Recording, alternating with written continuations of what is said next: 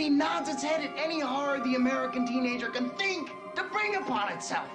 Heather's is outrageous, exaggerated, and brutally satirical, but that's the point. Behind its dark humor and theatrical deaths, there's something all too familiar, a society that watches its teen spiral and shrugs. JD's opening line isn't just edgy, it's true. Society doesn't fix the problem, it nods at it, perhaps even claps. It's pretty deep, huh?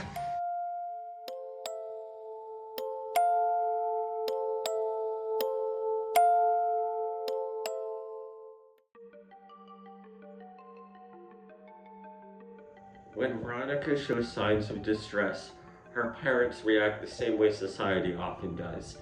Not with compassion, but with politeness. Well, you'll live.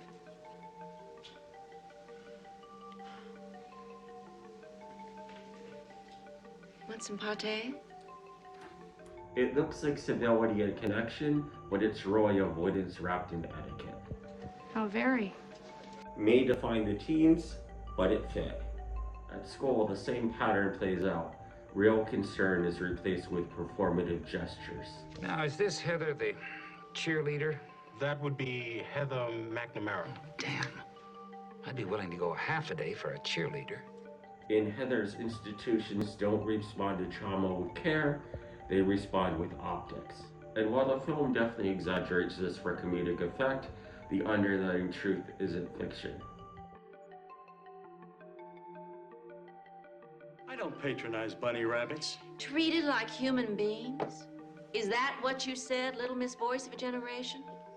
Just how do you think adults act with other adults? You think it's all just a game of doubles tennis? This line lands like a joke but cuts like a critique.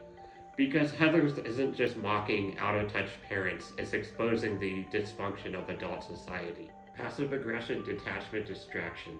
This film isn't asking us to identify with one character, it's building a world where emotional neglect is the norm. The satire works because it's exaggerated, but it's stuff we have all seen at work and home and in schools. You need a VHS copy of all this by Monday for my Princeton application.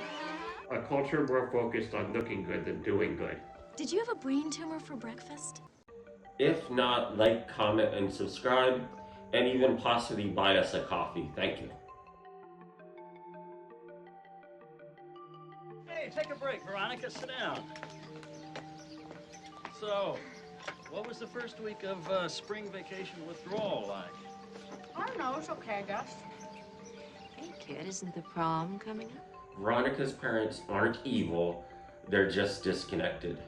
Her dad offers nonsense instead of insight, her mom offers politeness instead of protection. It's not abuse, it's the quiet neglect no one talks about. The kind that breeds confusion instead of confidence. And then there's JD. Kids are making too much damn noise. We beat the bitches. Oh, beautiful. The beaver's home. His father celebrates past trauma. This isn't just quirky screenwriting, it's a metaphor for generational denial. A society that smiles at dysfunction rather than facing it, JD was raised to laugh at pain. Eventually, he stopped seeing the difference between tragedy and comedy.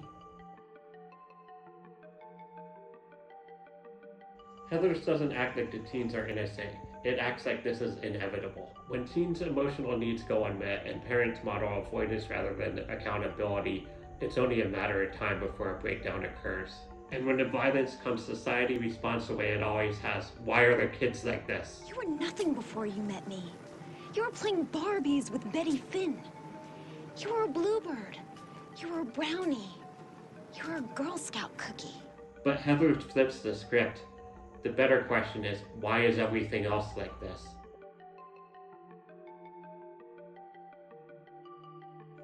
Heather's is a brilliant dark comedy, but also a scathing critique of society, not just of the teenagers, but of the adults who ignore, mistreat, and neglect them as well. It's a reflection of something bigger, of how society fails its youth, not just in fiction, but in the real world too. And if we're being honest, we should also turn that mirror right back on ourselves, because we are also part of that society. Seriously, people are gonna look at the ashes of Westerberg and say, now there is a school that self-destructed not because society didn't care, but because the school was society.